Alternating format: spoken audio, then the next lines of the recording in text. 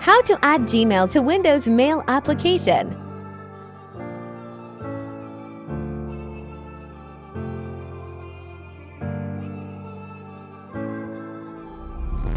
Click Accounts in the side menu.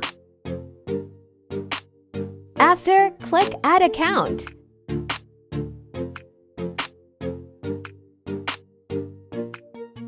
Click on Google. Enter your Gmail. Enter your password. Allow permission. Enter your desired name.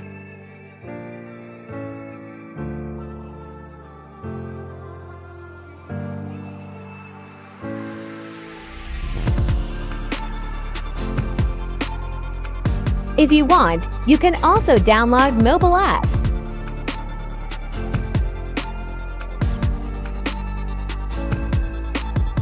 Thanks for watching.